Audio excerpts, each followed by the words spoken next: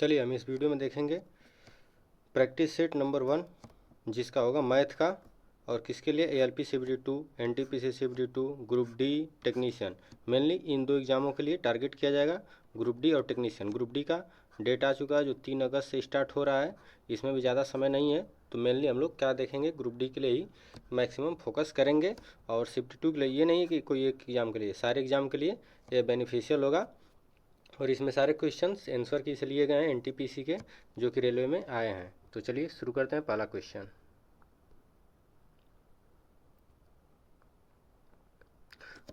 है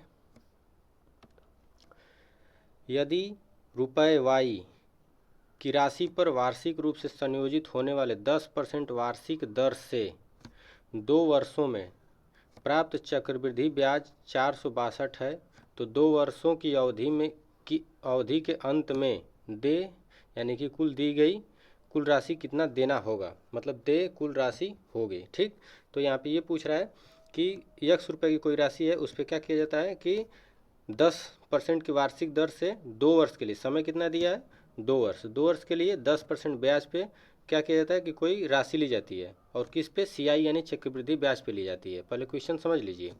ठीक, और चक्रवृद्धि ब्याज कितना बनता है 462 रुपये। तो ये पूछ रहा है कि टोटल 2 वर्षों में कितनी राशि वापस की जाएगी, यानी जिससे ली गई है उसे कितना दिया जाएगा। तो देखिए, ऐसे क्वेश्चंस करने के लिए हम लोग स्मार्ट अप्रोच लगाएंगे। जहाँ पे ये दर दिया है, इसको हम लोग क्या करेंगे, 10% दिया है। ब्याज क्या दिया है, कितना वार्षिक है, ये एनुअल है, ध्यान रखेंगे। कभी कभी एग्जाम में वार्षिक के जगह पे छमाही तिमाही दे देता है, इस बात को ध्यान रखेंगे। ठीक, 10% दे रहा है। अब इसको हम लोग क्या करेंगे, फ्रैक्शन में बदलेंगे। फ्रैक्शन में बदलेंगे तो 10% का कितना होता है, 1/10। ये वैल्यू याद रख लीजिएगा फ्रैक्शन का, क्योंकि एग्जाम में इससे आसान हो जाता है। अब देखिए, जब 10% को बदलेंगे तो नीचे क्या होता है, मूलधन होता है, और ऊपर क्या होता है, ब्याज होता है। यानी कि 10 रुपये पे 1 रुपये क्या हो गया, ब्याज हो गया। ठीक, इसका मतलब ये। तो अब देखिए क्या करेंगे, इसको हम लोग अब कैसे करेंगे, तो जब CI पूछता है तो कुछ नहीं, यहाँ पे एक बार 10 लिखिए, ये क्या है, मूलधन है, और ब्याज मिलेगा 11, 1 रुपये जुड़ जाएगा ब्याज, तो क्या हो जाएगा, 11 हो जाएगा। यानी कि ये क्या हो गया, अमाउंट हो गया, टोटल अमाउंट, यानी मिश्रधन हो गया, और ये क्या हो गया, मूलधन हो गया। और 2 वर्ष की कर रहा है तो इसको 2 बार लिखेंगे। ठीक, एकदम स्मार्ट, इसको याद कर लीजिए कि जब भी ऐसे पूछे क्वेश्चन तो ऐसे कर देना। और दोनों का गुणा करिए तो ये क्या हो जाएगा, 100 हो जाएगा, और ये 121 हो जाएगा। अब देखिए, 100 रुपये पे कितना ब्याज मिल गया, 121, यानी कि ब्याज कितना मिला हमें, 21 रुपये मिला। ठीक, और क्वेश्चन में क्या कर रहा है, क्वेश्चन में ब्याज कितना है 462, तो इसी 121 जो 121 हम लोगों को मूलधन मिला है, इसमें से ब्याज कितना है, 21 है, और इस 21 का वैल्यू कितना है, 462। तो ध्यान रखेंगे, बस ये क्वेश्चन अब सॉल्व हो चुका है। तो जब इसको कटाएंगे तो 21 से भाग देंगे तो 21 दूनी के 42। ठीक, और कितना बच जाएगा, 4 बच जाएगा, 21 दूनी के 42, यानी कि 1 की वैल्यू कितनी आ गई, 1 की वैल्यू आ गई 22। और पूछा कितना है, अब देखिए ये क्या हो गया, मूलधन हो गया, ये मूलधन हो गया, और हमसे मूलधन ही पूछा है, तो 100 की वैल्यू कितनी हो जाएगी, 22 गुणते 100। ये पता है ना कि जब एक में 100 का गुणा करेंगे तो 100, तो इसमें भी क्या करना पड़ेगा, 100 का गुणा करना पड़ेगा, तो कितना आ जाएगा, 2200 रुपये आ जाएगा। ठीक, तो ध्यान रखेंगे। तो ये क्या हो गया, मूलधन हो गया। अब देखिए हमसे पूछा क्या है, सीधी बात, हमसे पूछा है कि कितना दिया जाएगा, यानी कि इसमें ब्याज भी जुड़ना चाहिए। तो हम लोग मूलधन ना निकाल के डायरेक्टली इसको क्या करेंगे, डायरेक्टली देखिए यहाँ से हम लोग 121 की वैल्यू निकाल देंगे, 121, क्योंकि हमसे मिश्रधन पूछा है कि मिश्रधन कितना वापस किया जाएगा, तो 121 गुणते कितना 22। अब इसका कैलकुलेशन करेंगे तो कितना आ जाएगा, 2662। ये क्या हो जाएगा, इसका आंसर हो जाएगा, यानी कि आंसर क्या होगा, ऑप्शन ए 2662 इसका आंसर सही हो जाएगा। अगर यहीं पे मूलधन पूछा होता तो 100 की वैल्यू निकालते, 100 की वैल्यू निकालते तो कितना आ जाता, 2200 रुपये आ जाता। ठीक, तो क्वेश्चन में अभी पूछ सकता है कि ब्याज कितना है, तो ब्याज तो दे दिया है। पूछता कि मूलधन कितना था, यानी कितने रुपए पे ब्याज लगा था, तो 2200 रुपये पे। मिश्रधन कितना है, तो 2662 है। बस ये छोटा सा क्वेश्चन है, बस समझाने के लिए इतना समय लगा। अगर आपको एग्जाम में करना होगा तो डायरेक्टली बस क्वेश्चन पढ़िएगा, इसका फ्रैक्शन यहीं पे कर दीजिएगा तुरंत, 1/10 तुरंत लिखिएगा, 10 11 10 11, और गुणा करिएगा, और उसके बाद इसका मान निकाल दीजिएगा। ठीक, बस ऐसे करके तुरंत सॉल्व करिएगा। चलिए अगला क्वेश्चन देख लेते हैं। देखिए इसमें हम लोग बेसिक भी देखेंगे, स्मार्ट अप्रोच भी देखेंगे, कैसे एग्जाम में करना है। अगला क्वेश्चन है, 7 अंकों की संख्या है ठीक, क्या है, 7 अंकों की संख्या है। संख्या क्या है, 46A 48 4B, यानी कि टोटल मान लीजिए कि इसमें क्या है कि ये 7 अंकों की संख्या है। अब इसमें ए भी है तो ऐसे कुछ पढ़ भी नहीं सकते हैं। अब कह रहा है कि 24 से विभाज्य है, यानी कि 24 से क्या हो जाएगा, अगर इसको हम लोग 24 से भाग देंगे तो ये पूरी तरह से कट जाएगा। ठीक, तो विभाज्य है। अब पूछ रहा है कि a प्लस बी का न्यूनतम मान बताइए। a प्लस बी का क्या बताना है, a प्लस बी का न्यूनतम मान बताना है, मान कितना होगा। तो चलिए इसका सलूशन देख लेते हैं। ठीक, देखिए विभाज्यता का नियम थोड़ा सा इधर देख लेते हैं। 24 है, ठीक, तो 24 कितने से कटेगा, इसका गुणनखंड करिए। गुणनखंड करेंगे तो 8 गुणते 3, यानी कि यह संख्या 8 से भी कटनी चाहिए और 3 से भी कटनी चाहिए, तब तो यह संख्या पूरी तरह से क्या होगी, 24 से विभाज्य होगी, अन्यथा यह विभाज्य नहीं होगी। अब देखिए अगर 8 का भी गुणनखंड कर देते हैं तो कितना हो जाएगा, 4 गुणते 2 हो जाएगा। तो संख्या देखिए, अब यहाँ से पता चलेगा हम लोगों को, जब 4 और 2 से डिवाइड होगा तो यहाँ से हमको क्या पता चलेगा कि इसके अंत में b के जगह पे क्या आना चाहिए। तो b के जगह पे हमेशा क्या आएगा, इवन कोई नंबर आएगा। ठीक, कोई भी संख्या क्या आनी चाहिए, इवन आनी चाहिए। ठीक, अब देखिए 2 से और 4 से कटने का कंडीशन क्या है, अगर 2 से कटाएंगे तो 0 आना चाहिए, 2 आना चाहिए, 4 आना चाहिए, 6 आना चाहिए, ऐसे कुछ ना कुछ ऐसा ही नंबर आना चाहिए। इससे हम लोगों को क्या पता चल जाएगा, ये पता चल जाएगा।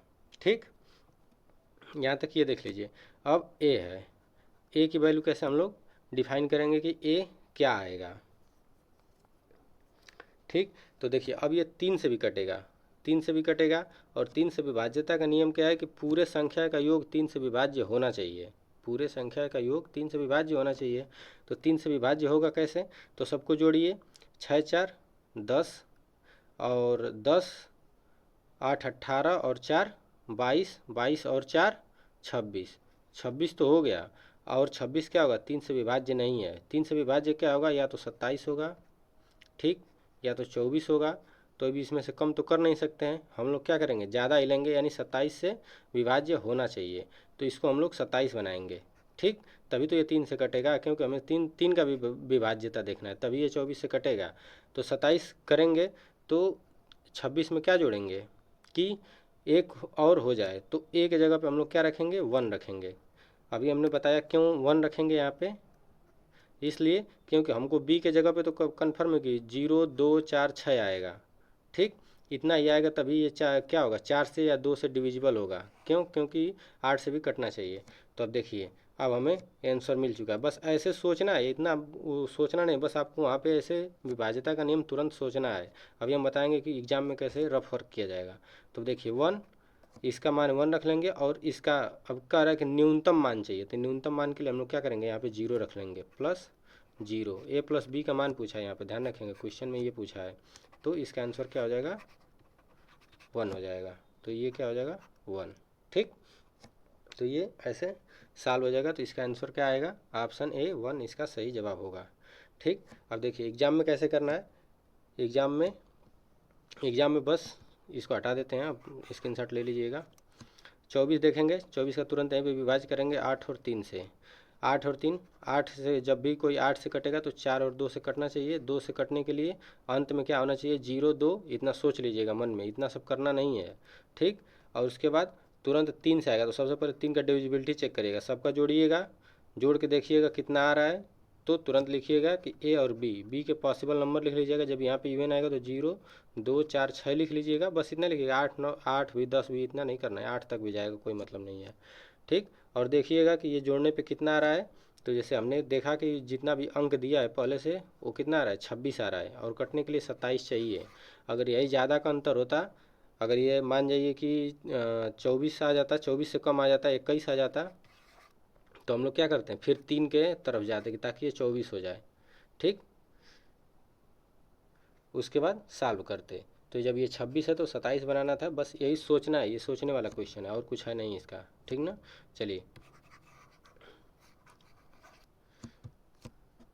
अगला क्वेश्चन देख लेते हैं। अगला क्वेश्चन है, 3 संख्याएं, क्या कह रहा है कि 3 संख्याएं हैं, 3 संख्याएं 4:13:9 के अनुपात में हैं, यानी कि 4:13 अनुपात 9 के, मतलब 4:13:9 के अनुपात में है। ठीक। उनका एलसीएम कितना है, 6084 है, तो उसका HCF कितना होगा, यानी कि मौसा कितना होगा। ठीक, तो एलसीएम दिया हुआ है, रेशियो दिया हुआ है, अब HCF पूछ रहा है। अब हम लोग मान लेंगे कि LCF क्या है और HCF क्या है। HCF को मान लें कि 1 है। ठीक, LCF को पहले बस मान लेते हैं। ठीक, पहले हम लोग वैल्यू निकालते हैं कि क्या होगा। अगर हम लोग HCF 1 मानते हैं तो देखिए 4x, इसमें यक्स का गुणा किया जाता है, जब रेशियो को अंक में बदला जाता है तो यक्स का गुणा किया जाता है। अब यहीं पे कहानी समझिए कि यक्स होता क्या है, जो यक्स का गुणा किया जाता है यही क्या होता है, HCF होता है। ये ऑलरेडी HCF होता है। ठीक, जब कहीं भी देखेंगे रेशियो का सवाल लगाएंगे तो अंकों में बदलने के लिए जब अनुपात में दिया और इसको रियल वैल्यू में बदलेंगे तो तुरंत एक्स से गुणा किया जाता है। तो जब एक्स से गुणा करेंगे तो ये क्या होता है, HCF ही होता है। ठीक, तो चलिए अब हम लोग 1 का गुणा करेंगे इसमें, तो 4, 13 और 9 आ जाएगा, 4, 13, 9, इसका क्या हो जाएगा, आ जाएगा। अब इसका क्या करिए, LCM निकालिए, LCM।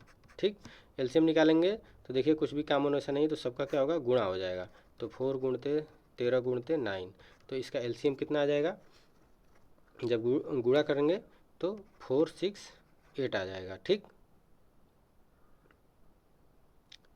468 क्या हो जाएगा, इसका LCM आ जाएगा। अब यह LCM क्या है, ये मान के चले कि जब 1 माने हैं तो ये माना हुआ वैल्यू आया है, तो अब इसको रियल वैल्यू से कंपेयर करेंगे, तुलना करेंगे। तो 468 की वैल्यू कितना दिया हुआ है, 6048 ऑलरेडी दिया हुआ है। ठीक, अब इसको कटाएंगे तो देखिए 1 बार में जाएगा और 3 बार में जाएगा, यानी कि 1 की वैल्यू क्या आ जाएगी, 13 आ जाएगी। ठीक,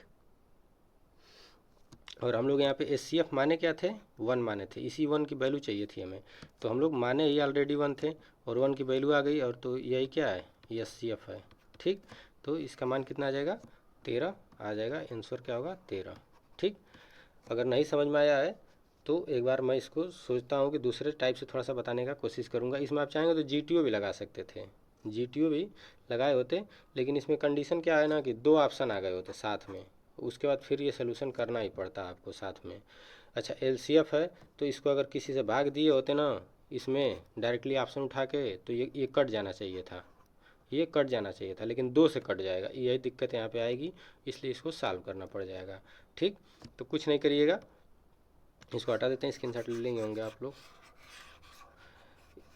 ऐसे क्वेश्चंस में कुछ करते नहीं हैं, जब LCM दिया हुआ है तो ऐसे नंबर्स का तुरंत जो भी नंबर दिया हुआ है 1 मान के तुरंत इसका LCM निकाल लेते हैं और इसी LCM का इससे कंपेयर कर देते हैं, और कंपेयर करके HCF हमेशा 1 मान लेते हैं। 1 मान लीजिए, x भी मान लेंगे तो इसमें x का करना पड़ेगा, तो कोई फिर वही कि 4x 3x करके तो दिक्कत होगा, तो 1 मान लीजिए, फिर जितना भी आए उसका 1 की वैल्यू निकाल दीजिए, वही HCF आएगा। ऐसे क्वेश्चन को बस याद कर लीजिए, ये नंबर सिस्टम का क्वेश्चन है, समय उतना नहीं है कि डिटेल में इसको कराया जाए, लेकिन मैंने बहुत बेसिक में बता दिया है कि इसमें कैसे कैसे इसको सॉल्व करते हैं। ठीक, तो बस इसको 4x मानिएगा, 13x मानिएगा और 9x ऐसे करते हैं ना जब बदलने के लिए, तो हम लोग x की वैल्यू 1 मान लेते हैं ताकि ये रियल वैल्यू में हमेशा रहे कि कैलकुलेशन करने में आसान है। इसी चीज़ को हमने 1 मान लिया था।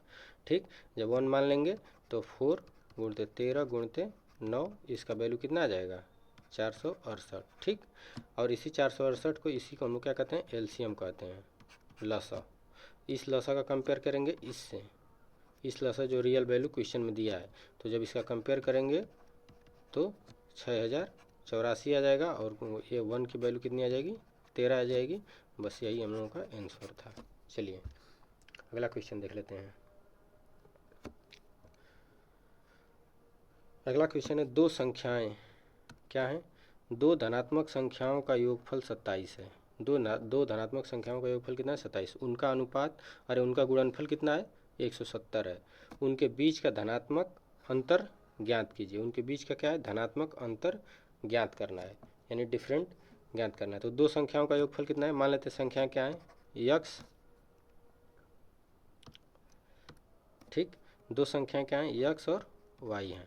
अब कह रहा है कि इनका योगफल x प्लस y का योगफल कितना दिया है, 27 दिया है। इनका गुणनफल कितना दिया है, x गुणित y बराबर 170। अब थोड़ा सा दिमाग यहाँ पे खोलिएगा, यहाँ पे क्या करा है, x और y, तो इसका ऐसा गुणनखंड करिए कि x y का वैल्यू 170 आ जाए।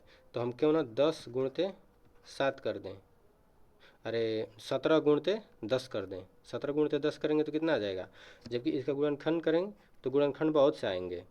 ठीक, जैसे देखिए एक तो 17 10 आ जाएगा, ठीक, 17 10 के बाद 34 5 आ जाएगा, 34 5, अरे इसको डबल करिए, इसको आधा करिए, तब भी तो 170 आएगा। उसके बाद 85 गुणित 2 करिए, लेकिन हमें चाहिए कितना, 27 चाहिए, योग भी आना चाहिए और इसका गुणनफल भी 170 आना चाहिए। तो देखिए यहाँ से बस ऑप्शन आंसर मिल गया। अब इसको देखिए ध्यान से, थोड़ा सा दिमाग लगाएंगे तो क्या हो जाएगा, 17 + 10 करेंगे तो कितना आ जाएगा, 27 आ जाएगा। और यही तो वैल्यू हमें दिया कि x + y = 27, यही तो लाना था। और गुणनखंड करके कितना आना चाहिए था, 170 आना चाहिए था। अब इसका गुणनखंड करके देखिए 170 आ रहा है, बस आंसर मिल गया। अब कह रहा है कि इनका अंतर बताइए। तो जब एक संख्या मिल गई आपको 17 और दूसरी 10 मिल गई तो अंतर कितना आ जाएगा। मान लीजिए x बराबर हम 17 मान लेते हैं और y बराबर 10 मान लेते हैं। अब इन अंतर करेंगे तो x - y बराबर 17 - 10 बराबर 7, बस इसका सही आंसर सी हो जाएगा। ठीक, चलिए अगला क्वेश्चन, छोटा सा क्वेश्चन है, समझ गए होंगे, इतना इसमें कुछ टफ है नहीं। चलिए अगला क्वेश्चन है, एक समचतुर्भुज का परिमाप 100 है। समचतुर्भुज की बात कर रहा है और इसका परिमाप कितना है, 100 है। इसके विकर्ण की लंबाई कितनी है, 14 है, 14 मीटर है। ठीक, और ये भी मीटर में, यूनिट ध्यान रखिएगा। दूसरे विकर्ण की लंबाई बताइए, यानी कि D2 पूछा है हम लोग, विकर्ण डायगोनल D1 और D2। तो जब समचतुर्भुज की बात करेंगे ना तो उसमें 2 डायगोनल बनते हैं। पहले समचतुर्भुज बनता कैसे है ये देख लीजिए, देखिए बनाने की कोशिश करते हैं, बन जाएगा तो ठीक है इससे। ठीक,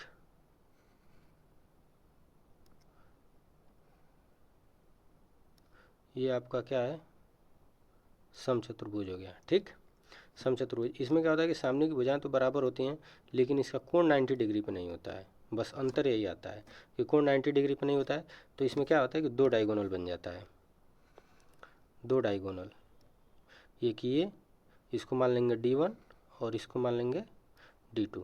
अब इसको क्या मान लेंगे, देखिए इस वाले को मान लेते हैं D1 और इसको मान लेते हैं D2, ये। ठीक, और देखिए जब समचतुर्भुज की बात करेगा तो डायगोनल हमेशा क्या 90 डिग्री पे इसको कट करते हैं, 90 डिग्री पे कट करते हैं। ठीक, अब इसका परिमाप दिया हुआ है, परिमाप कितना दिया हुआ है, 100 दिया हुआ है और कह रहा है समचतुर्भुज। तो समचतुर्भुज की क्या होती हैं, सभी भुजाएं बराबर होती हैं, बस 90 डिग्री पे काटते नहीं हैं ये। तो जब 100 दिया है तो इसका परिमाप क्या होगा, 4a। मानिए ये a है, ये a है, ये है, a है, तो 4a, तो a की वैल्यू कितनी आ जाएगी, 25 मीटर। ठीक, यूनिट कितना में है, मीटर में है। ठीक,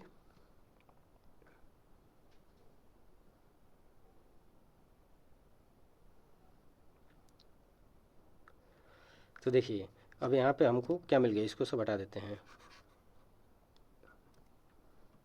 ये सब हटा देते हैं, आप समझ गए होंगे। अब 25 आ गया है तो इसकी वैल्यू कितनी आ गई, 25।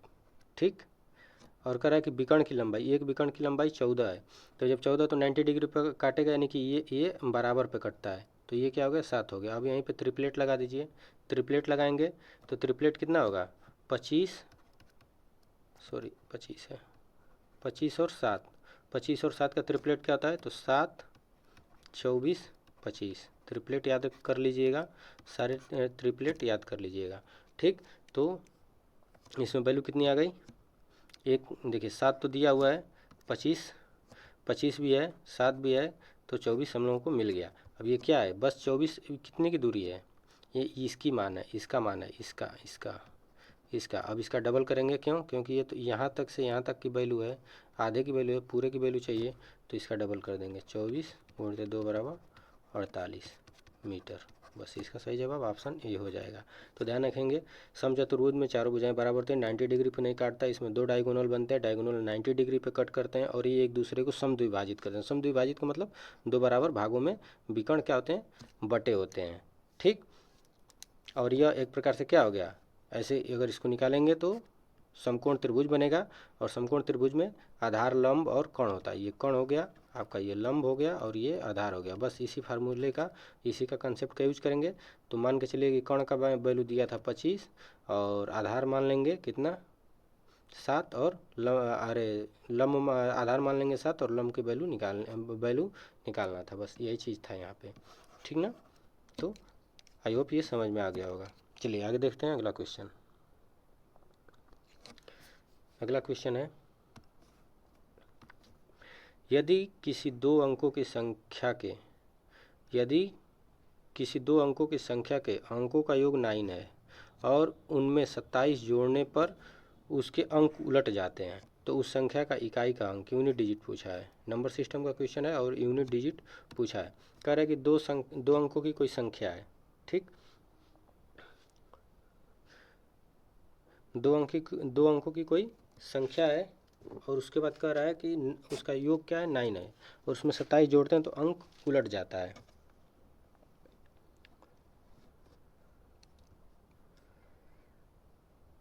तो देखिए अंकों का योग कहाँ है, तो 9 होना चाहिए। मान लीजिए कि हम x और y मान लेते हैं, ठीक।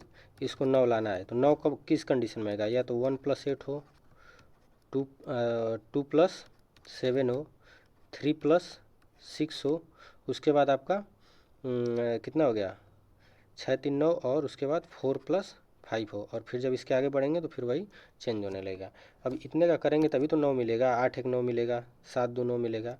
अब कह रहा है कि इसमें 27 जोड़ने पर अंक उलट जाते हैं। अब इससे एक अंक बना लीजिए, एक अंक बनाइए, ये 18 हो जाएगा, ये कितना हो जाएगा 27 हो जाएगा, ये कितना हो जाएगा 36 हो जाएगा, और ये कितना हो जाएगा 45। अब इन सब में 27 जोड़िए, अभी बताएंगे, देखिएगा दिमाग थोड़ा सा इसमें खोलेंगे, मतलब बस देखेंगे क्वेश्चन तो आपको समझ में आ जाएगा कि कौन सा होगा। अब देखिए अंक बदलना है, अंक बदलने का मतलब इसको 81 होना चाहिए, इसको 72 होना चाहिए। अंक उलटने का मतलब यही है, 27 जोड़ने के बाद इसको उलट जाना चाहिए, फिर इसको 63 होना चाहिए और उसके बाद इसको कितना होना चाहिए 54 हो जाना चाहिए। अब क्या लग रहा है आपको, 18 में 27 जोड़ेंगे तो कभी भी 21 आएगा, कभी नहीं आएगा। 27 में 27 जोड़ देंगे तो कितना आएगा, ये 52 तक आएगा, 72 कभी नहीं होगा। 36 में 27 तो जोड़ेंगे तो 63 आ जाएगा, ठीक। 45 में 27 जोड़ेंगे तो 54 नहीं होगा, ये ज़्यादा हो जाएगा। 45 54 से क्या होगा, ज़्यादा हो जाएगा, क्यों, 45 में 10 जोड़ेंगे तो 55 आ जाएगा, अभी तो 17 और जोड़ना है, तो ये भी नहीं होगा। तो बस ऑप्शन में क्या होगा, इकाई का अंक में क्या आ जाएगा 6 आ जाएगा, यही आंसर था। बस ये दिमाग खोलने वाला क्वेश्चन था, कुछ था नहीं इसमें, दिमाग कहाँ खोलना था, बस ध्यान रखिए। अब हमने इतना किया है, बस आपको देखना था कि योग 9 आ रहा है तो 9 कब किस कंडीशन में आएगा, बस उसी को देखे होते, वहीं से ऑप्शन लगा लिए। तो अब इसको जाएंगे ऐसे करने एक्स वाई मान के पूरा, तब तो पूरा टाइम चला जाएगा। बस उसके बाद तुरंत जब किए होते तो ऑटोमेटिक आपको दिख गया होता कि जब 3 + 6 कर रहे हैं यानी 36 बना रहे हैं तो इसमें 27 जोड़ना है तो आ जाएगा। ऐसे बस रफ वर्क किए होते तो मिल जाएगा आंसर, ठीक। चलिए अगला क्वेश्चन देख लेते हैं। एक मशीन के मूल्य में एक मशीन के मूल्य में 10% वार्षिक दर से मूल्य ह्रास हो रहा है। एक मशीन के मूल्य में 10% वार्षिक दर से मूल्य ह्रास का मतलब होता है उसका रेट गिर रहा है, वैल्यू कम हो रही है, ठीक। 2 वर्ष बाद कुल प्रतिशत मूल्य ह्रास कितना होगा, यानी कि 2 वर्ष के बाद क्या होगा कि मूल्य ह्रास टोटल कितना हो जाएगा। तो कुछ नहीं, ऐसे क्वेश्चंस में आप यक्स भी मान के कर सकते हैं लेकिन ज़्यादा समय लगेगा। इसमें हम लोग ससेसिव लगाएंगे। ससेसिव लगाने का मतलब है कि 10% की क्या हो रही है, 1 मिनट, क्या हो रहा है इसमें 10% का हानि का मतलब ये मूल्य ह्रास का मतलब लॉस ही समझिए कि होता है, ठीक। लॉस तो नहीं होता है, मेनली होता है कि कोई वस्तु है उसका सामान हम यूज कर रहे हैं तो दिन पे दिन उसकी वैल्यू क्या हो रही है, गिर रही है, वो हानि नहीं होती है। हानि का होता है क्रय मूल्य, बस इसको हम बताने के लिए करें कि मानिए कि लॉस हो रहा है और लॉस को हमेशा क्या करते हैं माइनस से डिनोट करते हैं और प्रॉफिट को प्लस से करते हैं। अगर यहीं पे देता है कि मूल्य वृद्धि हो रही है तो प्लस कर देते हैं, ठीक। तो यहाँ पे क्या हो रहा है, लॉस हो रहा है, लॉस में माइनस दिखाएंगे।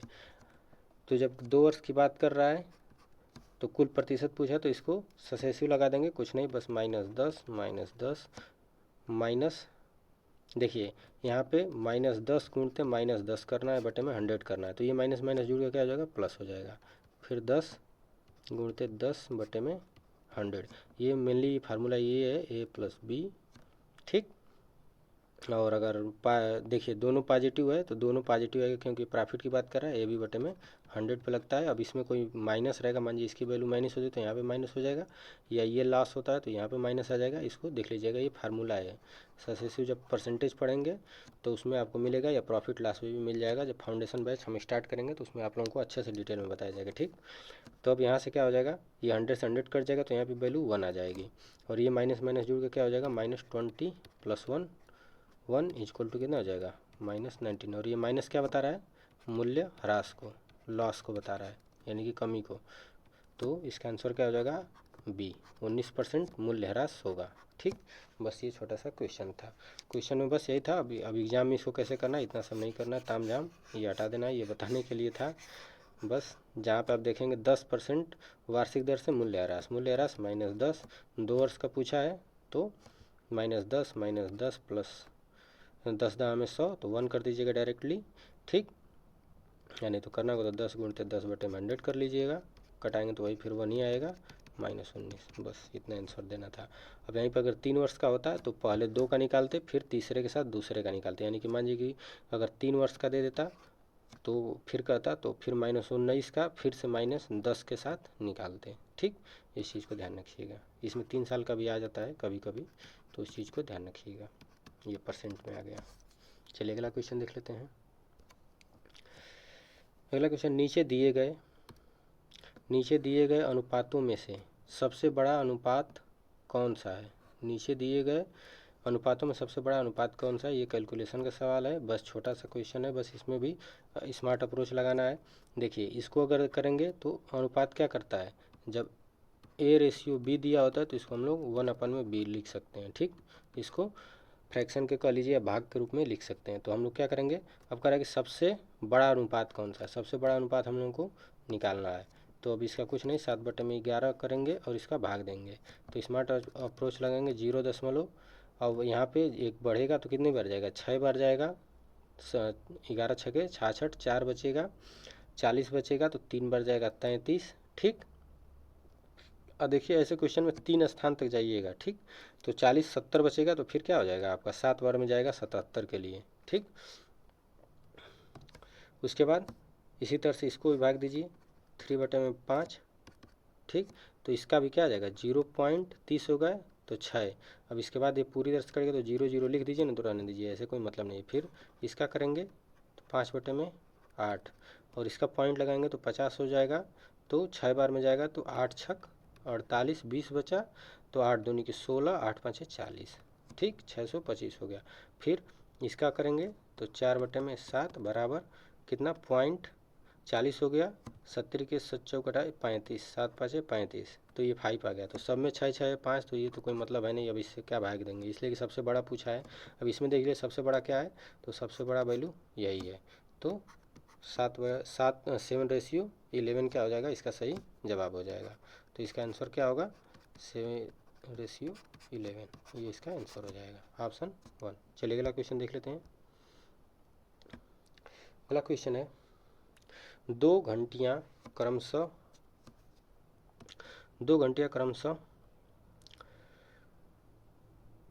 1764 सेकेंड, ध्यान रखेंगे सेकेंड की बात करा, सेकेंड, और 2268 सेकेंड के अंतराल पर बजती हैं। प्रारंभ में वे एक साथ बजती हैं, तो प्रारंभ जब होता है तो एक साथ बज जाती हैं। फिर पूछ रहा है कितने समय बाद दोनों घंटे पहली बार फिर से एक साथ बजेंगी। तो ये पूछ रहा है कि कितने समय बाद एक साथ बजेंगे। तो ऐसे क्वेश्चन में हम लोग क्या करते हैं, पहले एलसीएम लेते हैं, ठीक। एलसीएम लेते हैं, ये एलसीएम का क्वेश्चन ही है, एलसीएम और एचसीएफ का ये क्वेश्चन ही है, सीधी बात, ठीक। अब देखिए कुछ नहीं करते हैं, एलसीएम लेंगे पहले किसका, जितना समय दिया हुआ ये सेकंड, और इस सेकंड का एलसीएम लेंगे तो 1764 और 2268 का क्या करेंगे, गुणनखंड करेंगे। तो गुणनखंड करेंगे तो इसका गुणनखंड आएगा 2 × 2 × 3 × 3 × 7 × 7, ठीक। अब इसको क्या करिए, घात के रूप में बदल लीजिए, 2 के घात 2 × 3 का घात 2 और 7 का हो जाएगा ये, ठीक। तो इसी तरह से इसका करेंगे तो इसका भी आ जाएगा आपका कितना, 2 × 2 × 3 × 3 × 3, एक बार और आएगा × 7, यानी कि क्या आ जाएगा 2 पे 2 घात प्लस 3 पे 4 घात प्लस 7 पे 1 घात। ठीक, अब एलसीएम लेंगे। एलसीएम में सारे बड़े वैल्यू को ले लिया जाता है। ठीक, तो 2 पे 2 गुणित 3 पे 4 गुणित 7 पे 2, तो इसका गुणा करेंगे तो 1576, ये क्या होगा, आ जाएगा, ये सेकंड में आएगा, 76 सेकंड हो जाएगा। ठीक, अब जब सेकंड आ गया तो घंटे मिनट, अब इसको देखिए, कुछ ऑप्शन देखेंगे तो घंटे में दिया है, मिनट में दिया और सेकंड में दिया है, तो इसको हम लोग क्या बदलेंगे, हावर्स, मिनट और सेकंड में चेंज करेंगे। तो सबसे पहले हम लोग क्या करेंगे, इसको बदलने के लिए, घंटे में बदलने के लिए सेकंड में है तो इसको सेकंड से भाग देंगे, कितने से, तो 3600 से भाग देंगे। ठीक, क्यों, एक घंटे में 60 मिनट, 60 मिनट में 60 का गुणा करेंगे कितने का, 60 सेकंड में बदलने के लिए। ठीक, तो अब देखिए यहाँ से इसका थोड़ा सा कैलकुलेशन इसका बढ़ जाता है क्वेश्चन, ये ऐसे क्वेश्चन आएगा तो कभी भी ऐसा क्वेश्चन बढ़ ही जाता है। ठीक, अब इसमें स्मार्ट अप्रोच भी ज़्यादा लगाएंगे तो कुछ ज़्यादा आ नहीं पता, क्योंकि इसमें मिनट और घंटे का जो है समय पास पास में दिया रहता है। तो देखिए 15,876 में भाग देंगे कितने का, 3600 से, तो ये क्या बदलेगा, ये घंटे में बदलेगा, तो ये 4 घंटे में तो पूरी तरह से कट जाएगा, और जो शेष बचेगा, रिमाइंडर बचेगा वो सेकंड में बचेगा, 1476 सेकंड अभी रिमाइंडर है। अब इसको हम लोग मिनट में बदलेंगे। ठीक, 1476 बटे में अब कितने से भाग देंगे, 60 से भाग देंगे, क्योंकि मिनट में बदलना है। ठीक, तो देखिए अब ये कितना हो जाएगा, ये 24 बार में कट जाएगा तो ये 24 मिनट आ जाएगा। अब देखिए इसमें भी रिमाइंडर बचेगा कितना, 36 सेकंड, 36 सेकंड, क्योंकि ये ऑलरेडी सेकंड में है ही। ठीक, तो अब इसको सेकंड में हम लोग बदल लिए। अब देखिए टोटल हम लोगों को मिल चुका है वैल्यू, यहाँ से 4 घंटे सब में 4 घंटे है, कितना, 24 मिनट। देखिए 24 मिनट एक ही ऑप्शन में है, ऑप्शन डी, इसका सही जवाब हो जाएगा ऑप्शन डी। कुछ करना नहीं तो बस एलसीएम लेके सेकंड में और इसको घंटे मिनट में बदलना होता है। अब कितना तेज़ी से आप कर लेंगे उतना तेज आपको आंसर मिल जाएगा। चलिए अगला क्वेश्चन देख लेते हैं। हाँ, तो ये क्या था कि 6 से पूर्णतः विभाज्य है, कौन सी संख्या 6 से पूर्णतः विभाज्य है, तो 6 का विभाज्यता देखेंगे तो ये 2 से भी कटना चाहिए और 3 से भी कटना चाहिए, क्योंकि इसका गुणनखंड की बात यहाँ पे आ जाएगी।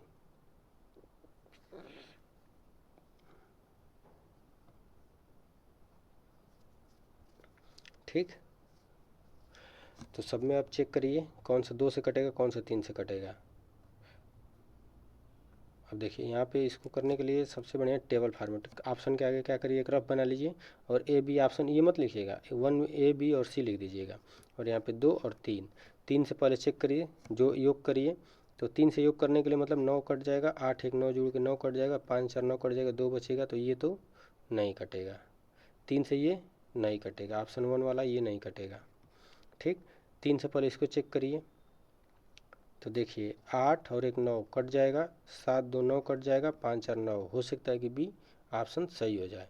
ठीक, तो इसको अभी रखे रहिए, लेकिन ये 2 से नहीं कटेगा ना, ये लास्ट में देखिए क्या दिया हुआ है, ये 2 से नहीं कटेगा, 2 से क्या है, लास्ट में ऑड है, 1 है, और इसके 2 से कटने के लिए 0 या 2 होना चाहिए या 4 होना चाहिए, यानी कोई इवेन होना चाहिए, तो ये ऐसे नहीं कटेगा।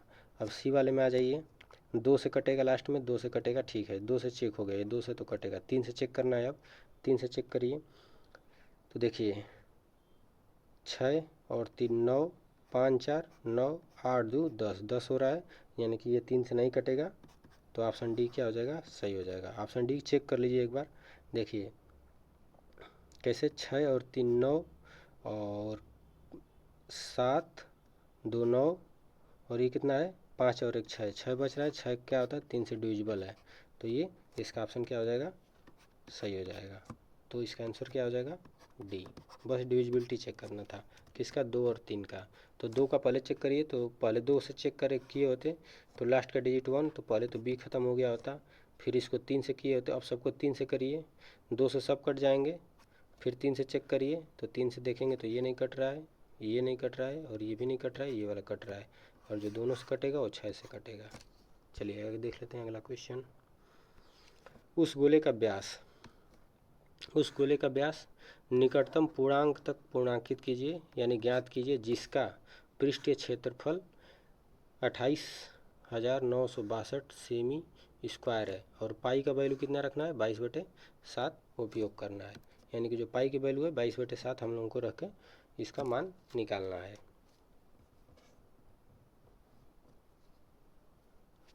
ठीक, क्या दिया है ऑप्शन में? पृष्ठीय क्षेत्रफल दिया हुआ है, पृष्ठीय क्षेत्रफल दिया होगा। तो गोले का पृष्ठीय क्षेत्रफल क्या होता है? तो गोले का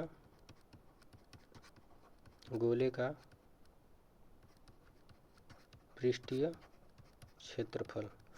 क्षेत्रफल क्या होता है? 4πr², 4πr²। अब इसकी वैल्यू दिया हुआ है, 4π का वैल्यू कितना दिया हुआ है? 28,962। ठीक, अब देखिए 4 से कटाइए, पहले इसको 2 से कटा लीजिए, 2 से कटाएंगे तो थोड़ा सा आसानी हो जाएगा।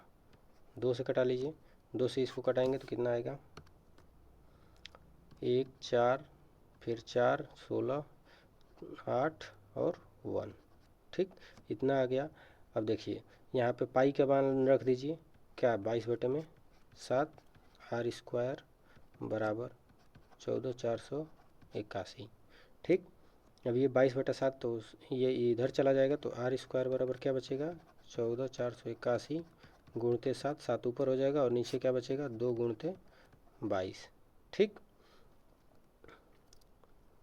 अब देखिए इसको काटेंगे पीटेंगे और चाहे डायरेक्टली गुणा कर लेंगे तो नीचे तो 44 आ जाएगा, ऊपर का 7 का गुणा करेंगे, ये 1 है, ध्यान रखेंगे ऐसा ना हो कि क्वेश्चन सॉल्व करते समय गलत हो जाए।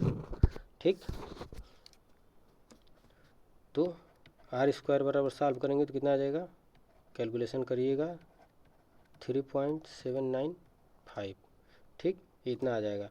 अब r² है तो इसका रूट लेंगे, स्क्वायर हटाएंगे तो इधर रूट लगेगा, तो 23,03,795। और ये किसका है? तो r की वैल्यू कितनी आ जाएगी यहाँ से? 47.99 सेंटीमीटर। और ये क्या कह रहा है कि निकटतम मान का प्रयोग करिए। ठीक, गोले का व्यास पूछा है ना, गोले का व्यास पूछा है, तो व्यास का मतलब होता है 2r, 2r पूछा हुआ है और r की वैल्यू निकल गई है, तो 47.99 है, तो हम लोग इसको क्या मान लेंगे? r बराबर 48। और 2r का मान पूछा हुआ है तो इसमें बस 2 का गुणा कर देंगे तो कितना आ जाएगा? 96 आ जाएगा। यही इसका आंसर हो जाएगा। ऑप्शन डी इसका क्या हो जाएगा? सही जवाब हो जाएगा। इसमें कुछ करना था, सारी वैल्यू दिया हुआ था, बस कैलकुलेशन करना था। फार्मूला याद रखिएगा कि गोले का पृष्ठीय क्षेत्रफल कितना होता है? 4πr² होता है। इस बात को ध्यान रखेंगे। ठीक, चलिए आगे देख लेते हैं अगला क्वेश्चन।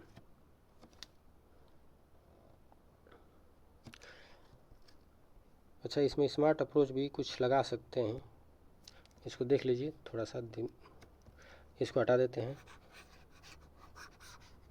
फार्मूला रहने देते हैं, एक मिनट इसको रहने देते हैं, इसको हटा देते हैं, इसको हटा देते हैं।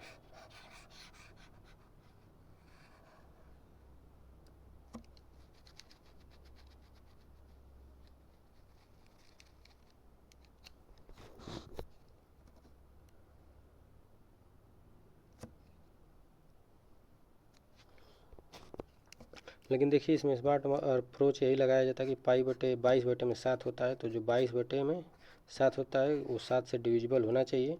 तो ऐसे करेंगे तो 7 छक 42, जैसे ये नहीं होगा, ये नहीं कटेगा, फिर लास्ट में ऑप्शन क्या आता है कि 2 मिल जाता है, तो दिक्कत होती है थोड़ी सी, तो ऐसे गड़बड़ हो जाता है।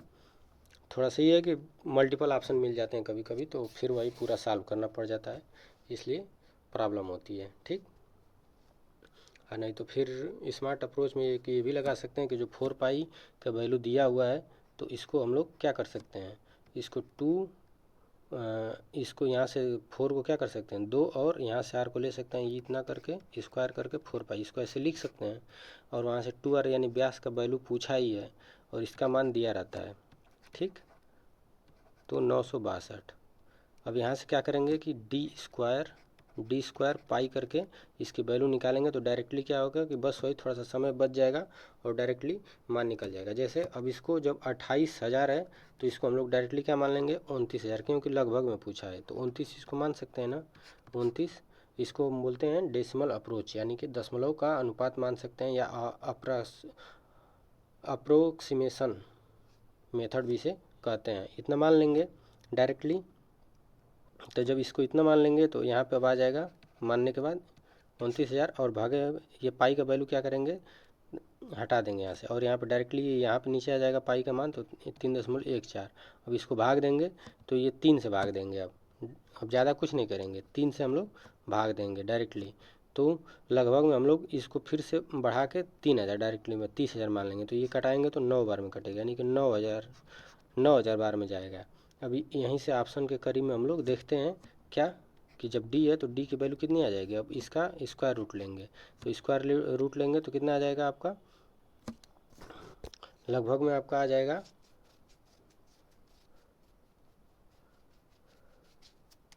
2 जीरो हो जाएगा और 90 का कितना हो जाएगा 30। तो ये मान के चलिए कि आपका 45 दूनी के 90 के आसपास में आएगा।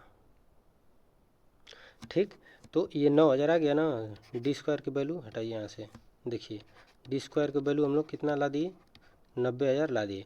अब यहाँ से देखिए क्या करिए, यहाँ से स्क्वायर रूट करिए, मतलब स्क्वायर देखिए कि किसका इसके करीब में आ रहा है। ठीक, तो जैसे 108 का देखेंगे तो ये पास में नहीं है, ये भी नहीं आएगा। अब ये 2 बचे, इन दोनों में चेक करेंगे कि ए और बी में, तो इसका स्क्वायर करेंगे 96 गुणते 96 करेंगे। ठीक, तो जब इसका करेंगे तो क्या होगा 92 16 आएगा, और यहीं पर 98 का स्क्वायर करेंगे तो कुछ मतलब ये क्या हो जाएगा, ज़्यादा चला जाएगा, इससे बहुत दूर चला जाएगा। ठीक, ये 9,000 है, एक एक्स्ट्रा जीरो हो गया है।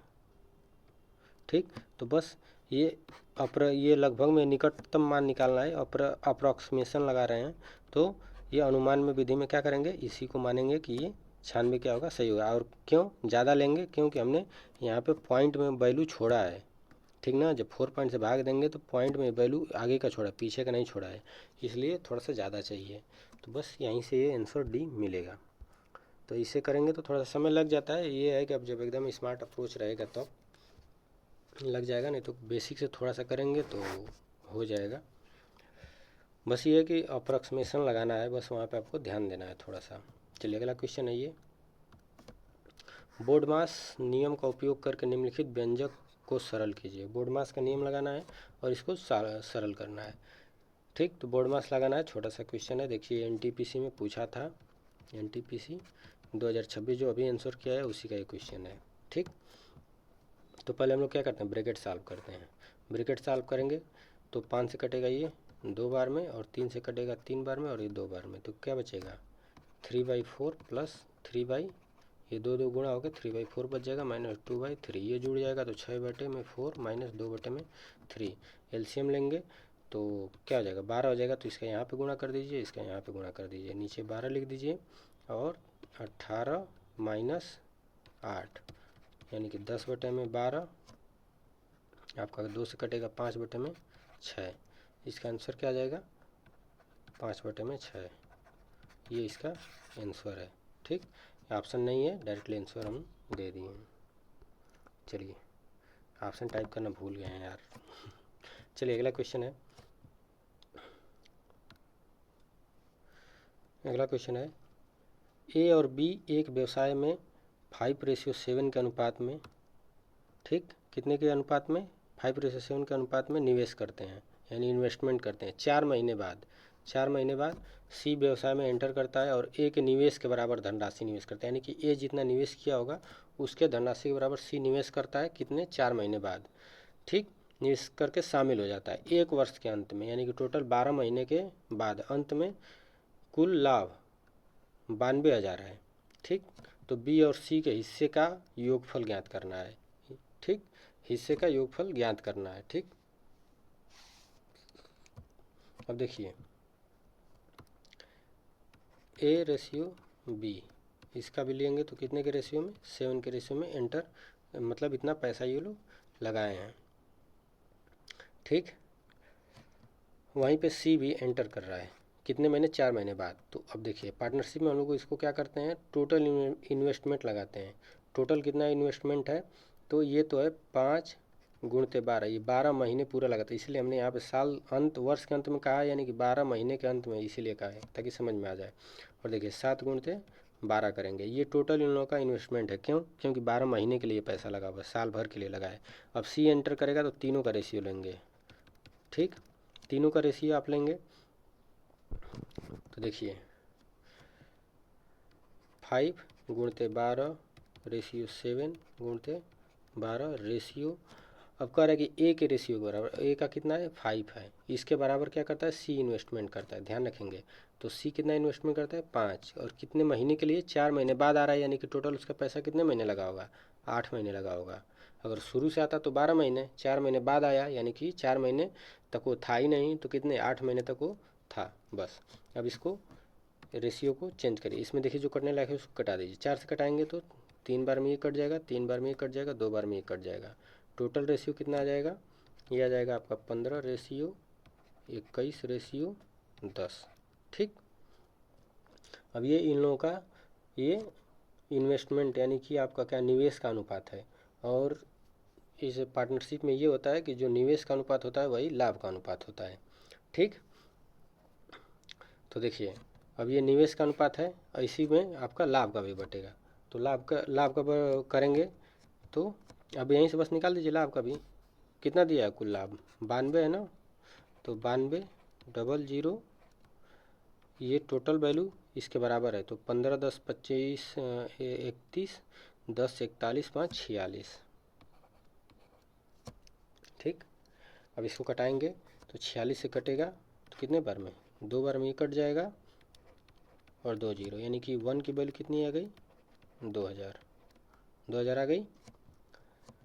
अब पूछा है क्या, तदनुसार बी और सी के हिस्से का अनुपात योगफल ज्ञात कीजिए। लाभ का नहीं पूछा है, बस ये पूछा कितना इन्होंने इन्वेस्टमेंट किया है, तो दोनों को जोड़ दीजिए। ये है बी और सी, कितना हो गया आपका 31 इन्वेस्ट किए हैं, तो इसमें बस 31 दूनी के 62। अरे ये इसका गुणा करेंगे तो 2 इसमें क्या कर दीजिए 31 का गुणा कर दीजिए और 3 0 लगा दीजिए, तो इसका आंसर क्या आ जाएगा बी। ठीक, ये इसका जवाब हो जाएगा। ठीक, यहाँ पे अगर नहीं समझ में आएगा तो 1 की वैल्यू इतनी है तो 31 की वैल्यू कितनी होगी, तो 1 की वैल्यू अगर 2000 है तो 31 की वैल्यू 1 में गुणा करेंगे 31 का तो 31, वहीं पे 2000 में गुणा करेंगे 31 का, तो पहले 31 का गुणा 2 में कर दीजिए तो 62 आ जाएगा और 3 0 पीछे लगा दीजिए, बस यही आंसर आ जाएगा। ठीक, तो ऐसे यहाँ पे थोड़ा सा शॉर्टकट कर दिए हैं। तो चलिए ये थे कुछ अच्छे क्वेश्चन जो ग्रुप डी में या और भी एग्ज़ाम में आ सकते हैं। अब इसके आगे के जो भी क्वेश्चंस हैं वो नेक्स्ट वीडियो में हम लोग कंटिन्यू करेंगे। ठीक, आगे भी क्वेश्चंस हैं तो इसको अगले वीडियो में हम लोग देखेंगे। तो वीडियो अच्छा लगा तो लाइक कर दीजिएगा और इस क्वेश्चन को करिएगा अपने से, अगर हो जाएगा तो ठीक, तो हम लोग अगले वीडियो में ज़रूर बताएंगे। तो वीडियो अच्छा लगा तो लाइक करिएगा, चैनल को सब्सक्राइब करिएगा और भी लोगों को शेयर करिएगा। और अभी तो ये पहला वीडियो है, इसके साथ अब जितने भी वीडियो आएंगे अच्छे क्वेश्चंस आएंगे और सब में क्या होगा basic method basic methods plus smart approach plus GTO मतलब गो थ्रू ऑप्शन को देख के इसका जवाब देना। क्योंकि देखिए कंपटीशन एग्जाम में क्या होता है, क्वेश्चन तो दिया है, इसका आंसर भी दिया है, इसी चारों में से कोई एक आंसर है, तो ये तो पता है कि आंसर सामने है। तो कभी कभी क्या होता है बहुत से क्वेश्चन जीटीओ से हो जाते हैं। जीटीओ का मतलब गो थ्रू ऑप्शन को देख के। ठीक, तो इसको आप लोग ज़रूर करिएगा, कमेंट में इसका जवाब दीजिएगा और नहीं तो नेक्स्ट वीडियो में यहाँ से आगे हम लोग कंटिन्यू करेंगे और आगे आप लोगों को ज़रूर बताएंगे। तो वीडियो अच्छा लगा तो लाइक कर दीजिएगा, चैनल को सब्सक्राइब कर लीजिएगा और भी लोगों को शेयर करिएगा। वीडियो देखने के लिए धन्यवाद। और इसका PDF दिया जाएगा जब ये लेक्चर कंप्लीट हो जाएगा एक, तो ये टेलीग्राम पे इसको इस PDF को दे दिया जाएगा। चलिए मिलते हैं अगले वीडियो में। वीडियो देखने के लिए धन्यवाद।